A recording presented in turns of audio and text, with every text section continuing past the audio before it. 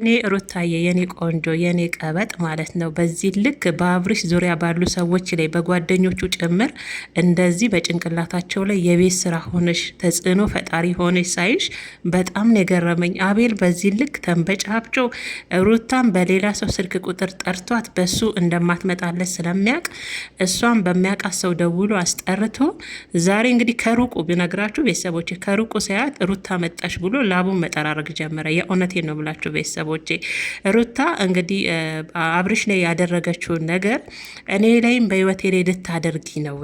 ከቅርብ ሰው ከራስሽ ሰው ከቅርብ ሰው ነበረ ሲላት የነበረው ቀጠላለና ከእህት ወይም ከወንድምሽ እንደዚህ አይነት ነገር ሰምቻለሁ። አብርሽ ላይ ያደረግሽውን ነገር እኔ ላይም ልታደርጊ እንደሆነ ከቅርብ ሰው ሰምቻለሁ በማለት ነበር ሩታን የጠየቃት። ሩታዬን የቆንጆ ግን ይመችሽ። መልሶቿ በሳቅ ነው የፈነዳው። እግዚአብሔርን እናንተ ስራ የላችሁም እንዴ? ከህይወቴ አትወጡም እንዴ? እኔ ስራ ጥቼ ይሄንን ማድረግ ብፈልግ እኮ ገና ድሮ ህይወቴን በምትበጠብጡ ሰዓት ይሄንን ማድረግ እችል ነበር። ምን ነው አልተዋላችሁኝ? ምን ነው ሰላም አልሰጣላችሁኝ? ለዚህ ነው የጠራኝ። ምንድን ነው የጠራኝ ስትለው በመጨረሻ አብርሽ ነው ያደረግሽው ነገር ልክ አይደለም፣ አንቺ አላሸነፍሽውም፣ የተሸነፍሽው አንቺ ነሽ። በልጁ ጎን ገብተሽ ያንን ነገር አድርገሽ ያሸነፍሽው መስሎሻል፣ ግን አላሸነፍሽውም። በዚህ አጋጣሚ እኔ ላይም እንዲህ አይነት ነገር ልታደርግብህ ነው፣ ሩታን እንዳታምና ተጠንቀቁ የሚል ነገር ስለሰማው እኔ ህይወት ላይም እንደዚህ አይነት ነገር ልታደርጊ ነው በማለት ነበር ዛሬ ሩታን የጠራትና በዛውም አጋጣሚ ደግሞ ምን አላት? በሱ ቤት ማብሸቁ ነው እንግዲህ ዮሴፍን ግጥም አድርጌ የሄርሜላና የአብርሽ ፕሮግራም በጣም የሚጎርም ፕሮግራም ነው ያለው።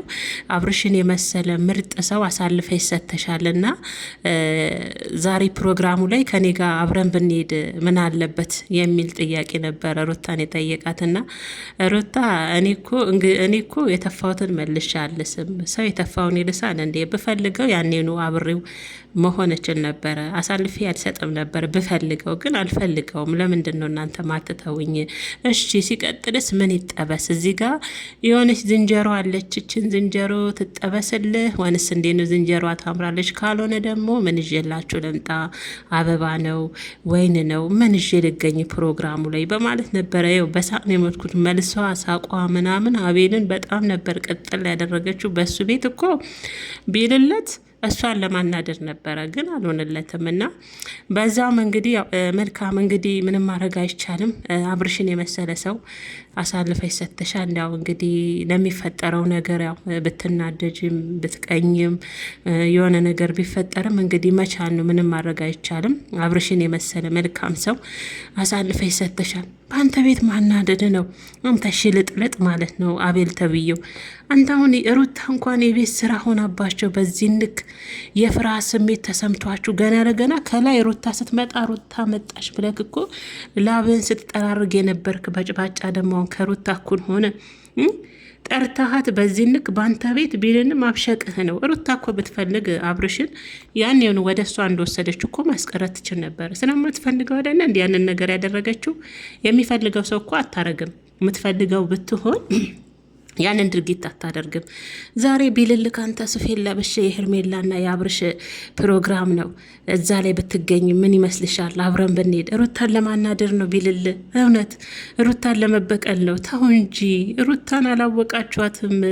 ምናል ራሱ የቤት ስራ እንደሆነችባችሁ ራሱ ሳይ ምናል ተጽዕኖ እንደፈጠረችባችሁ ሳይ በጣም ነው የገረመኝ። እግዚአብሔርን ነው ምላችሁ።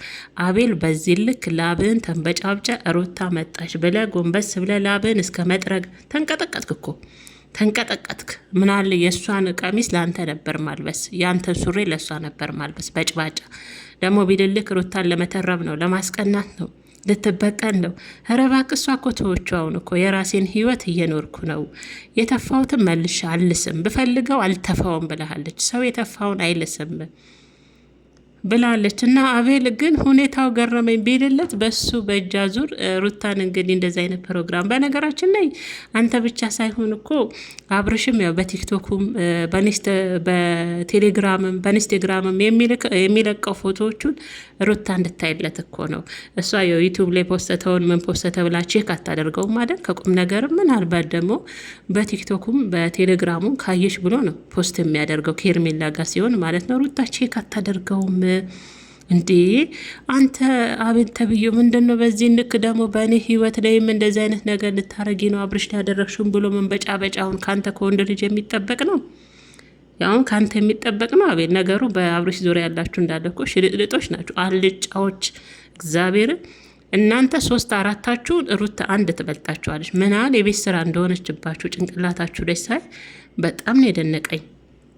አቤል አንተማ ጭራሽ እንዳልጫ ነው። ሩታን ስታ ያልባል ከላይ እስከታች ነው የሚሞቅህ እኮ የሚገርም ነው። እኔ ግን ሩታዬ የኔ ቆንጆ መልስሽ ተመችቶኛል። እግዚአብሔርን በሳቅ ነው የሞትኩት። ማለት በቃ ንግግሯ ስትመልስለት የነበረው ነገር በፈገግታ በጣም ነበር ፈታ የሚያደርጋችሁና አላስቀምጥ እኮ አሏት። እሷ ትታችኋለች፣ እነሱ ግን ሊተዋት አልቻሉም፣ ሊፋቷት አልቻሉም።